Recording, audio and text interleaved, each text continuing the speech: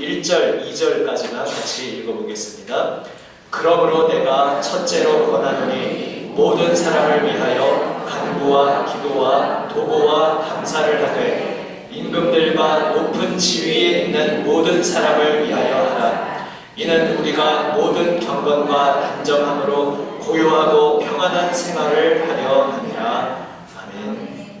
암송 요절입니다. 이게 왜 일과에서 중요한 어떤 의미의 구절인지는 이제 잠시 후에 내용을 보면서 함께 보도록 하겠습니다. 이제 첫 시간 왔을 때 서로 좀 소개도 하고 내가 이 시간을 듣게 된 동기도 나누고 해야 되는데 좀 인원이 꽤 되는 관계로, 그리고 오늘 좀 시작을 제가 늦게 한 관계로 오늘은 조금 생략하고요. 안 시킬 수도 있고요. 끝날 때까지 불시에 다음 주 2과부터도 요거는 앞으로 나와서 아니면 그 자리에 서서 이게 좀 시킬 수도 있습니다. 뭐냐면 중보기도 훈련에 참여하게 된 동기, 아니면 지금 참여하면서 내 마음에 가지는 어떤 기대, 각오, 그런 것들 좀 시작하기 전에 가볍게 나누면서 할 수도 있으니까요. 한번 생각을 해보십시오. 자, 이제 한번 이 책을 교재 중심으로 읽으면서 나가보겠습니다. 웹스터 사전은 기도란 피조물인 인간이 자신의 삐리리와 삐리리를 사용하여 뭐겠습니까? 추측을 해보십시오. 시간 없으니까 그냥 넘어가겠습니다. 언어와 생각.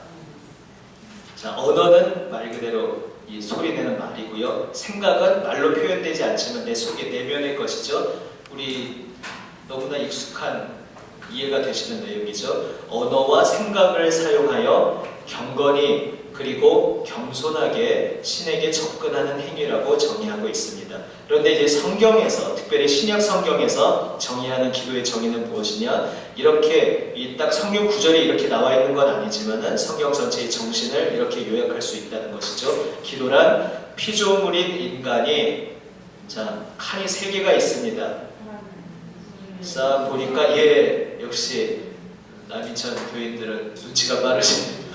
삼일체 하나님이 딱 등장할 것 같죠? 그럼 첫 번째가 누구겠습니까? 여기 문맥에서 성령님의, 이 뒤에 예수님, 하나님 다 님 붙일 거니까 성령님도 님을 붙이겠습니다. 성령님의 도우심을 힘입어 중보자이신 예수님로 말미암아. 이상하죠? 이게 원래 답은 예수로로 사실 답이 돼 있는 거죠. 하지만 저희가 좀 반말 같으니까 의까지 붙여서 쓰시면 되겠습니다. 예수님으로 말미암아 창조자요 섭리자이신 하나님께 나아와 그의 도움을 구하거나 그와 더불어 대화하는 행위. 자, 다시 한번 하나하나 곱씹으면서 읽어보겠습니다. 기도란 피조물인 인간이 성령님의 도우심을 힘입어 중보자이신 예수님으로 말미암아 창조자요 섭리자이신 하나님께 나아와 그의 도움을 구하거나 그와 더불어 대화하는 행위라고 할 수 있습니다.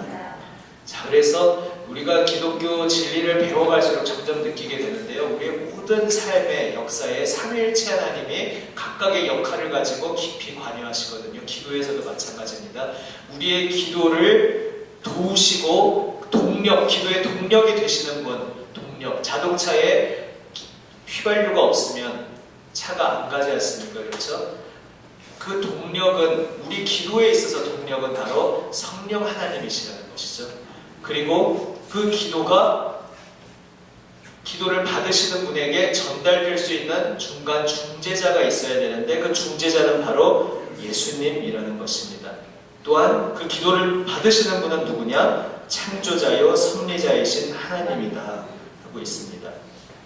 물론 나온 김에 여담이지만, 그러면은 성령님께 기도하면 됩니까? 안 됩니까?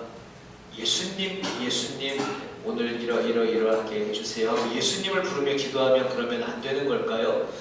그렇지는 않습니다. 이것은 이제 정의인데, 명확한 정의지만은 사실 삼위일체 하나님이 한 분이시니까 우리가 그냥 정서상 주님 나의 마음을 뜨겁게 하여 주시옵소서. 성령님 혹은 예수님 오늘도 나의 삶과 함께 동행하여 주시옵소서. 기도할 수 있습니다. 그게 뭐 잘못된 기도가 아니고 늘 그렇게 하셔도 좋습니다. 그러나 어쨌든 정확하게 삼위일체 하나님의 그 역할 구분을 한다고 할 때 기도를 받으시는 분은 성부 하나님이시요 중보자이신 분은 예수님이시요 우리의 기도를 도우시고 그 기도가 발생하도록 우리를 밀어주시고 이끌어주시는 분은 성령님이시다.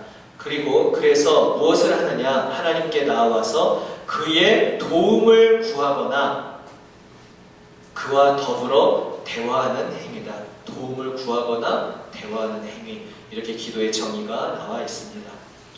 기도에는 경배의 기도, 고백의 기도, 감사의 기도, 간구의 기도. 흔히 우리는 기도하면 이 간구의 기도를 제일 자연스럽게 떠올리게 됩니다.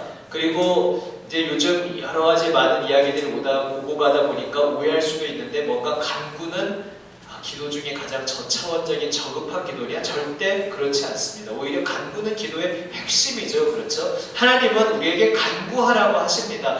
세상 어디 엉뚱한 데 가서 기웃기웃거리고 딴 데 의지하지 말고 하나님이 나에게 나와서 간구하라고 명하시고 그것을 기뻐하시는 하나님입니다. 그런데 이제 우리가 그걸 자칫 그렇게 오해하게 되는 것이 하도 간구만 하고 딴 기도를 자꾸 놓치니까 간구 외에 많은 요소가 있다는 것을 요즘은 좀 강조하는 것이 요즘에 이제 큰 방향성이지 않습니까? 그것도 중요한 대목입니다. 여기 나와 있는 경배, 고백, 감사, 찬양, 명령, 묵상, 침묵 이러한 다양한 형태의 또 다양한 내용의 여기에는 좀 여러 가지 범주가 잘 섞여 있습니다. 형태로서의 정의도 섞여 있고 무슨 내용이냐에 따른 정의도 좀 섞여 있는데 아무튼 우리가 여러 가지 기도를 정의할 수 있습니다. 그런데 이 모든 유형 가운데 가장 위대하고 고상한 기도의 형태는 역시 빠르십니다.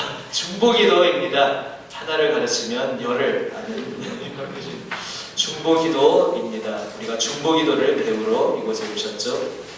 중보기도는 넘기시면요. 중보기도는 가장 구체적인 이웃사랑 실천의 장입니다. 기도 그 자체가 누군가를 위해서 중보기도의 정의를 아시죠? 그렇죠? 중보기도는 내가 아닌 다른 누군가를 위해 기도하는 것, 내가 아닌 다른 누군가를 위해 하나님께 기도하는 것, 그 존재를 하나님께 부탁드리는 것, 이것이 중보기도인데요. 그 중보기도는 가장 구체적인 이웃사랑 실천의 장이라는 것입니다. 그 중보기도 자체가 이웃사랑 실천의 핵심입니다. 이게 빠지면 또 참된 사랑이 아닐 수 있다는 거죠. 또한 하나님 나라 사역의 가장 권세 있는 방편이다. 이 자세한 의미에 대해서 이제 앞으로 쭉 하게 될 것입니다. 어쨌든 하나님 나라 사역의 가장 권세 있는 방편, 방법, 도구 그것이 중보기도다. 이렇게 하나님은 우리에게 가르쳐 주십니다. 유명한 신학자요, 그 2차 세계대전 때 이제 나치에 의해서 순교당한 본회퍼 목사님은 이런 말을 했다는 것이죠. 중보기도란 개인과 공동체가 날마다 스스로를 정화하기 위하여 반드시 해야 하는 목욕과 같은 것이다. 목욕 안 하고 살면은 안 되겠죠, 그렇죠? 중보기도의 삶이 갑자기 좀 다른 이야기 같은데 우리를 깨끗하게 정결하게 해준다. 이렇게 통찰력 있는 지적을 본회퍼 목사님이 했습니다. 오늘은 개관이니까 그냥 그렇구나라고 다양한 것들을 한 번씩 보면서 쭉 넘어갑니다. 우리는 첫 시간에 이 중보기도 사역의 본질적 특성에 대하여 함께 알아보고자 합니다. 1번, 중보기도 사역은 주님이 친히 우리에게 나누어 주시는 사역입니다. 한번 이 굵은 제목 같이 한 목소리를 읽어보실까요? 시작! 중보기도 사역은 주님이 친히 우리에게 나누어 주시는 사역입니다. 주님이 나누어 주시는 사역, 이 말을 조금 더 자세히 풀면 원래 주님의 사역이고 원래 주님의 고유의 사역이고 그런데 그 주님의 고유의 업무를 우리에게 함께 하도록 나누어 주신다. 이런 의미인 것이죠.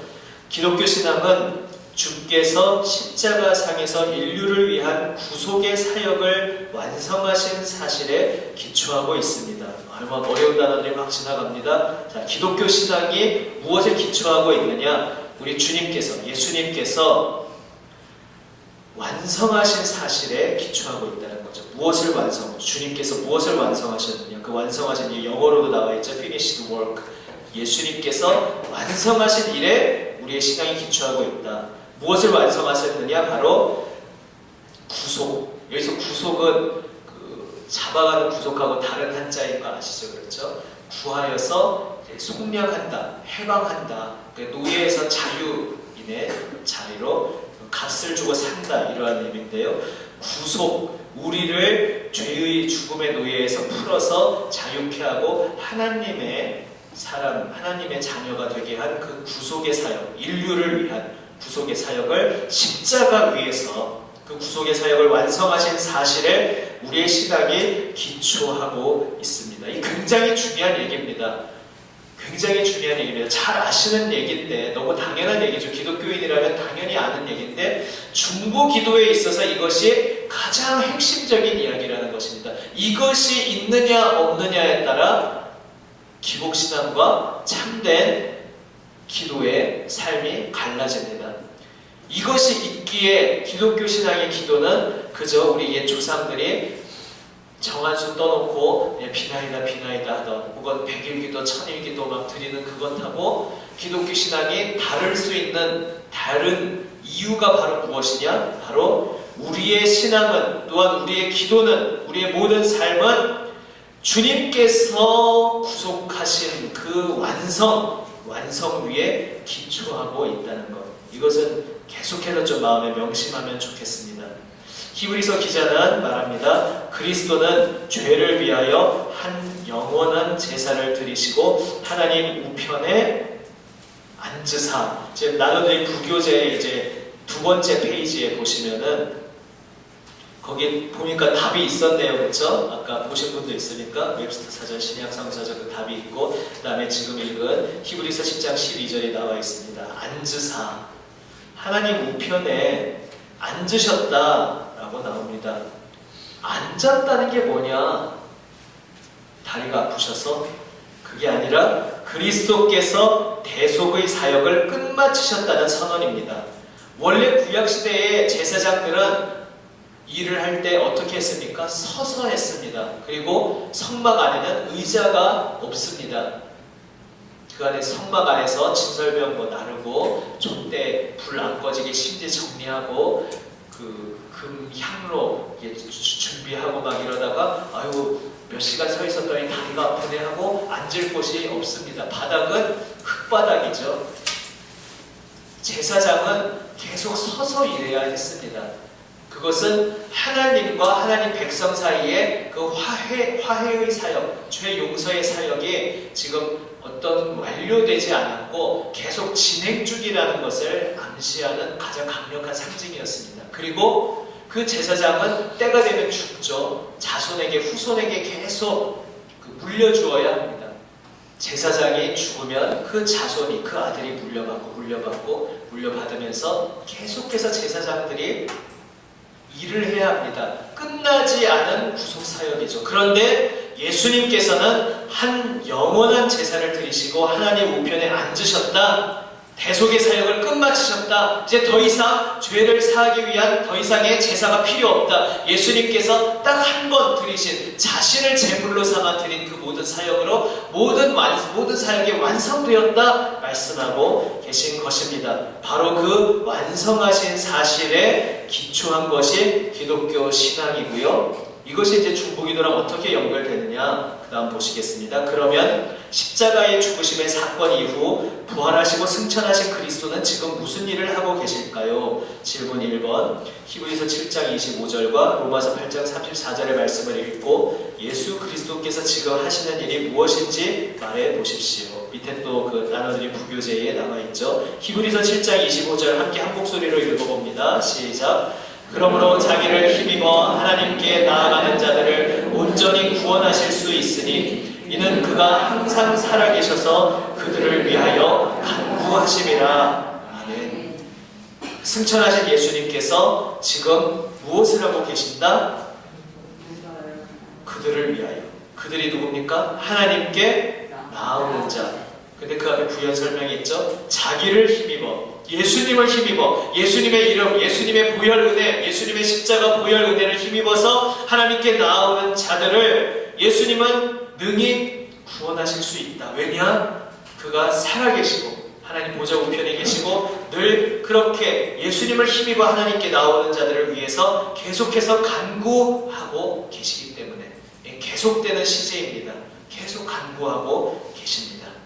로마서 8장 34절은 무엇이라고 말하고 있습니까? 또 함께 읽습니다.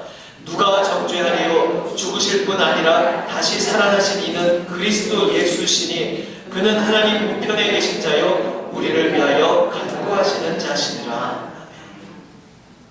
예전에는 히브리서가 바울이 썼다고 간혹 의견들이 있었지만 요즘은 정설이 뭐냐 하면은 히브리서를 쓴 사람은 오직 하나님만 아신다. 이게 보통 이제 정설입니다. 여러 가지 문체나 어떤 배경이나 누가 썼다고 기록되어 있지 않고 바울과는 조금 다른 문체, 조금 다른 방향성 이런 것들을 느끼기 때문이죠. 그러나 동일한 예수님, 동일한 믿음을 고백하고 있습니다. 그래서 지금 보시면은 동일한 이야기를 하고 있죠. 로마서는 이제 바울이 썼는데 로마서에서도 바울도 예수님은 하나님 우편에 계신 자요 우리를 위해 간구하시는 자다. 이렇게 지금 우리를 위해 간구하신다라고 말씀하고 있습니다.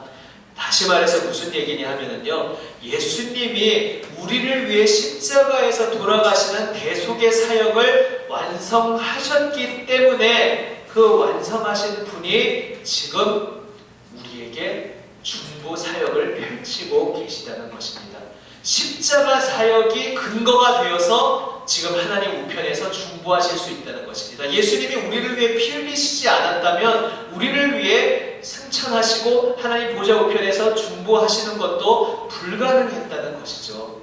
그래서 우리의 일상 삶에 있어서 어떤 비유와 연결할 수 있을까요? 무엇을 이루었기 때문에 내가 할 수 있다. 예를 들어 어떤 사람이 그 창고지기에 열쇠 권한을 받았다. 그럼 그때부터 그 사람은 무엇을 할 수 있습니까? 창고를 활짝 열고 이제 가뭄 때문에 곤궁해진 가난한 사람들에게 자신의 권한으로 필요한 만큼 그 창고에 쌓여있는 쌀을 나눠줄 수 있는 것이죠. 그 창고 열쇠의 권한을 받지 않았다면 그는 그것을 할 수 없습니다. 그걸 하면 도둑이 되는 거죠. 예수님이 그냥 우리 곁에서 그래 우리 참 좋으신 예수님이 하나님 보좌 우편에서 우리를 위해 기도하시지 그냥 이게 아니라 우리를 위해 피 흘려 돌아가셨기 때문에 우리를 위해 기도할 수 있는 것입니다. 언젠가 설교 때 한번 말씀드려야 되는 건데 미리 앞당겨서 말씀드리면 다음에 들으면서 그때 들었는데 또 하시네 그러고 뭐라 그러지 마십시오. 여기 특혜로 먼저 말씀드리는 건데 여러분 그 기도할 때 혹시 괜히 생각 안 했는데 제가 이렇게 얘기를 해서 생각하시게 될지는 모르겠습니다. 그런데 무의식 중에 하나님하고 뭔가 구하는데 하나님은 사실 무한하신 하나님이시잖아요. 광대하신 하나님이시잖아요. 광활하신 하나님이시죠. 그러니까 저는 어느 날 저 자신의 속에 그런 생각이 있었음을 발견하게 되더라고요. 하나님 다 하실 수 있는데 좀 주시면 될 텐데 구할 때 왜 안 주십니까? 치사하게 이게 생각을 했다는 건 아니지만 좀 이게 무의식으로 들어가서 좀 과정을 섞어서 생각하면 내가 그러니까 말하자면 하나님은 능히 능력 많으시고 그러니까 말하자면 왜 우리가 이런 거죠. 억만장자 앞에 가서 뭐 빌 게이츠나 이런 사람한테 가서 좀 제가 돈이 필요한데 좀 100만 원만 주십시오 이럴 때 우리 남인천 교회 성도들끼리 저 100만 원 좀 꿔주실래요? 이러면은 말하기가 힘들어서 말 못합니다. 그렇죠? 큰 돈을 그렇죠. 그러나 빌 게이츠 앞에 가서는 아저씨한테는 껌값이잖아요. 그럼 100만 원 좀 주시지 뭐 이런 식으로 그것도 안 줘요 째째하게 아주 가벼운 마음으로 부탁을 할 수 있을지도 모르겠습니다. 일단 친분관계가 있다는 전제로요. 하지만 누구에게나 이제 돈은 아까운 것이죠. 하물며 우리 하나님께서 무한하신 하나님께서 하나님은 다 들어주실 수 있는데 제가 이것 간구하는 것 좀 다 들어주셔야죠. 우리는 혹시 이런 마음으로 자세로 접근하고 있었던 것은 아닌가. 그런데 공짜로 다 들어주시는데 그 공짜가 무가치한 공짜가 아니라는 거죠. 해픈 공짜가 아니라 그분이 우리가 구하는 것마다 다 거저 아무 대가 없이 은혜로 주실 수 있는 이유는 그 값을 이미 예수님이 대신 다 치러주셨기 때문이라는 거죠.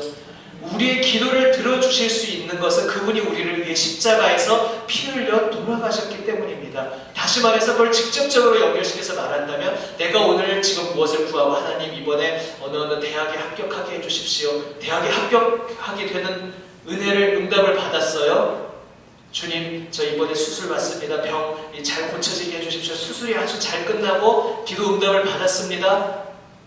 이게 그냥 해픈 공짜로 받은 게 아니라 예수님이 나를 위해 피 흘리셨기에, 나를 위해 생명 내어주셨기에, 그 고귀한 값비싼 값을 치러주셨기에 나에게 응답해 주실 수 있었다는 것입니다. 그래서 그 억만장자 앞에 이 정도 받은 거가 감사를 잊고 사는구나 이런 생각. 하나님께는 100만 원 주면 하나님 들어주셔서 감사하긴 한데 하나님께는 별로 힘들지 않은 일이었죠. 근데 그게 아니었다는 거죠. 하나님은 그 생명을 다 내어주셔서 우리의 기도에 응답을 해주신 것입니다.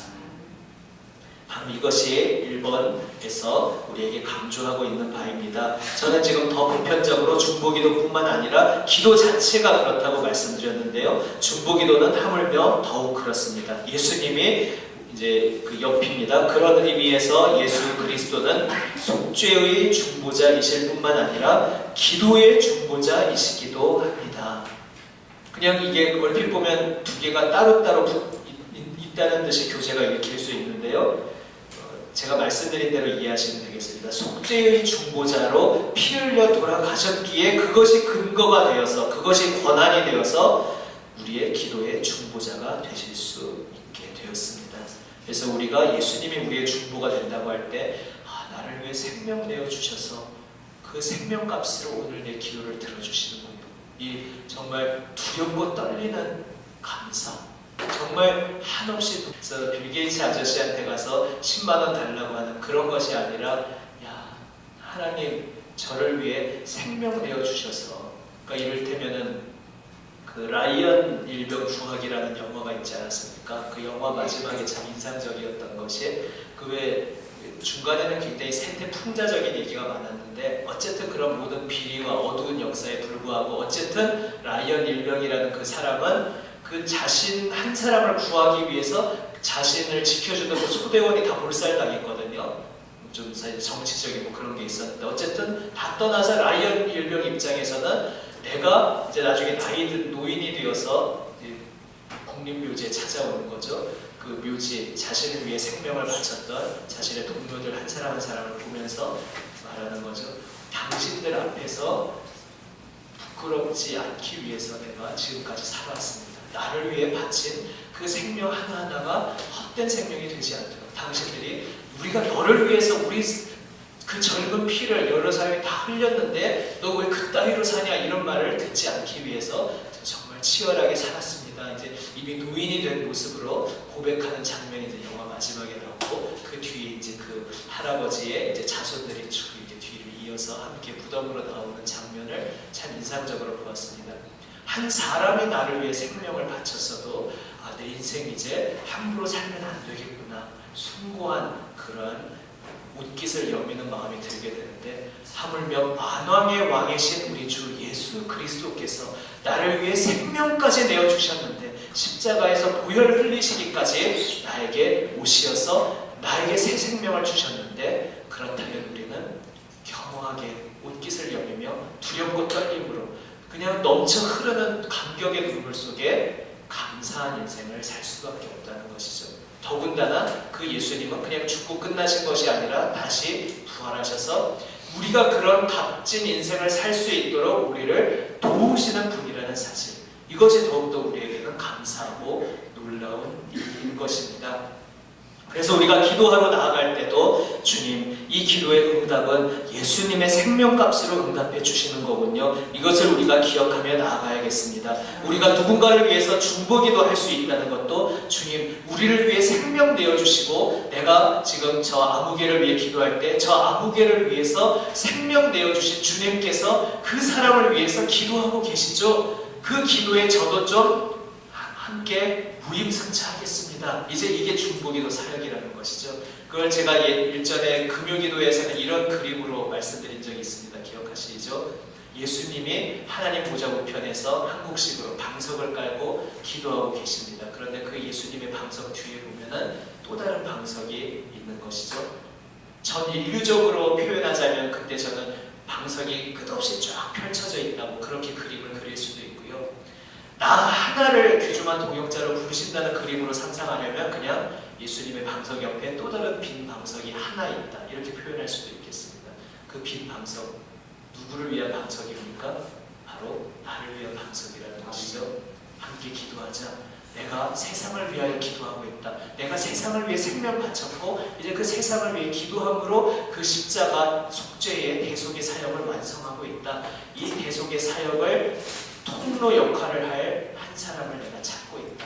내 곁에 와서 함께 앉아서 나의 기도에 동참하지 않겠느냐. 이렇게 영광스럽게 중보의 사역은 오직 세상을 위해 생명 내어주신 예수님만이 하실 수 있는 일인데 그 중보의 사역을 하시면서 놀라운게도 그 중보 사역의 통로로 우리를 불러주시고 있다는 것입니다. 중보 기도의 유일한 합법적 권한을 가지신 그분이 우리에게 복사키를 나눠주시면서 너도 이 중보 기도에 동참하자.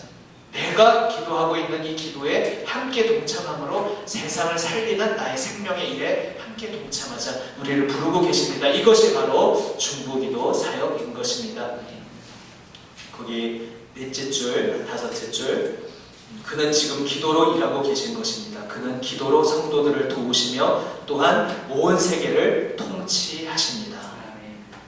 질문 2번입니다.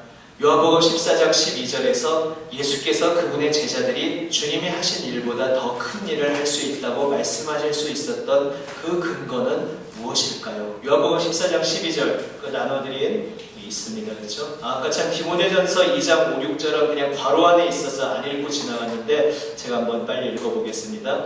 하나님은 한 분이시요 또 하나님과 사람 사이에 중보자도 한 분이시니 곧 사람이신 그리스도 예수라. 이거를 읽을 때 이제 성경 전체 문맥 속에서 봐야 되니까 오해를 안 하시죠? 이것만 보면 그러니까 예수님은 하나님이 아니라 사람이란 뜻인가? 그게 아니라 누구나 예수님 사람인 거 압니다. 그렇죠? 오늘날 2000년 지난 우리의 입장에서 실감이 안 갈 수 있지만 당시에는 예수라는 한 인물은 분명히 사람이라는 건 너무나 당연한 거죠. 여기서 사람이신 예수라고 강조하는 것은 그 전제에 그분이 하나님이신데 라는 전제가 깔려있는 거죠. 그런데 오히려 반대로 갈까봐 그분이 하나님이라는 것만 생각하면 안 된다. 하나님이신 그분이 정말로 참 사람으로, 사람인 척 오신 게 아니라 정말로 참 사람으로 오셔서 우리의 중보자가 되어주셨다. 이런 의미가 지금 디모데전서 2장 말씀인데요. 그 다음에 6절 그가 모든 사람을 위하여 자기를 대속물로 주셨으니 기약이 이르러 주신 증거니라. 바로 예수님이 우리의 중보자시고 그 중보자는 바로 대속물로 자신을 주셨다는 것과 연결되어 있음을 이 디모데전서 2장 5절 6절이 함께 표현하고 있습니다. 자, 이제 방금 다시 돌아가서 요한복음 14장 12절에서 그 밑에 있습니다. 또 한 목소리를 읽어보겠습니다. 요한복음 14장 12절 내가 진실로 진실로 너희에게 이르노니 나를 믿는 자는 내가 하는 일을 그도 할 것이요 또한 그보다 큰 일도 하리니 이는 내가 아버지께로 가니라. 아멘. 주님이 하신 일보다 제자들이 더 큰 일을 할 수 있다. 저는 요한복음 제가 직접 읽다가 깜짝 놀란 대목 중에 하나가 이겁니다. 아니 예수님이 이런 말씀을 하셨나? 예수님 본인이 하신 일보다 제자들을 향해서 너희가 나보다 더 큰 일을 하리라. 아니 예수님은 창조주신데 예수님은 하나님이신데 어떻게 이런 말씀을 하실 수가 있느냐. 그런데 그 근거가 뭐라고 말씀하고 있습니까? 이는 내가 아버지께로 가니라. 얼핏 보면 무슨 말인지 연결이 잘 안 되는 것 같죠? 이게 무슨 얘기입니까? 우리가 기도할 때에 우리가 하나님께 기도하는데 아까 기도의 정의에서 나왔죠. 그 중재자가 중보자가 누굽니까? 예수님이시죠. 그래서 우리를 사랑하시고 우리를 위하여 생명까지 내어주신 확실하게 생명 걸고 우리와 늘 함께 하시겠다고 약속해 주신, 맹세해 주신 그분이 하나님 보좌 우편에 계시면서 우리 기도의 중재자가 되신다는 거죠. 이는 내가 아버지께로 가니라. 내가 아버지께로 돌아가서 아버지 우편에 있을 것이고 너희가 기도하는 그 모든 기도가 하나도 땅에 떨어지지 않고 하나님께 다 상달되도록 누가 중재하겠다? 내가 아버지 곁에서 다 책임져 줄 것이다. 그렇기 때문에 이제 너희는 나 예수의 이름으로 기도하고 무엇을 행할 때 하나님께서 나 예수의 이름을 통해서 그 모든 것을 응답해 주실 것이기에 예수님이 하신 일만큼 동등한 놀라운 생명의 능력의 일도 할 뿐만 아니라 이제는 예수님이 그것을 기뻐하시기 때문에 허락하시기 때문에 예수님은 짧은 생애를 사셨잖아요. 그렇죠? 그리고 인간으로 오셔서 제한된 육신으로 한 사람의 몸으로 사셨지만 이제는 예수님을 믿는 수많은 사람들이 지금 수천 년에 이르기까지 그 예수님을 따르고 있습니다. 그러니까 그 모든 우리가 교회 공동체적으로 예수님 혼자 사셨던 것보다 이제 예수님께서 하나님 보좌 우편에서 중보하시면서 이 교회를 통해서 훨씬 더 많은 일들, 놀라운 일들을 계속해서 펼치시겠다. 이렇게 겸손하게 또한 우리에게 큰 사명을 주시는 말씀을 하고 있는 것입니다. 그 박스 밑에 계속 읽습니다. 한번 여기다 한 목소리를 읽어보실까요? 오늘의 성도들은 시작. 오늘의 성도들은 우리를 위해 기도하고 계시는 주님을 의지하고 한편 주님과 함께 기도함으로 세계를 변화시키는 일에 동참할 수 있게 되었습니다. 주님은 주님만이 홀로 감당할 수 있는 중보기도자의 자리에 우리를 초청하시고 함께 기도하도록 초청하십니다. 왜냐하면 그분은 그분 자신의 사역을 우리에게 나누어 주기를 원하시기 때문입니다.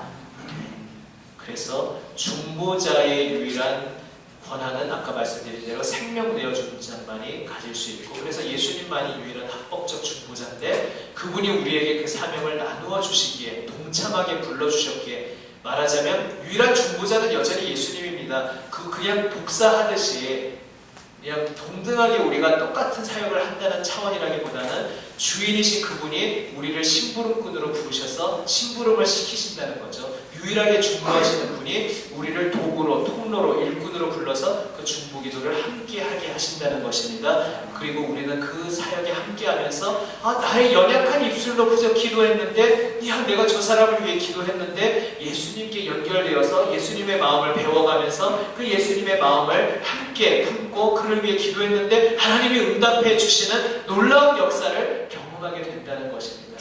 그것이 이제 잠시 후에 3번에 나올 텐데요. 자, 이제 1번 이 속도로 다 하면 이제 끝이 안 나겠죠? 1번이 제일 중요한 것이었기 때문에 좀 많은 시간을 할애했습니다. 이것을 앞으로 우리 전체 7과 끝날 때까지도 지금 1번 나누었던 이 내용, 예수님이 우리를 위해 생명 내어주셨기에 우리의 중보자가 되셨고 그분은 기꺼이 이제 우리를 그분의 사역자로 부르고 계신다. 심부름꾼으로 부르고 계신다. 이것을 꼭 기억하시기를 바랍니다.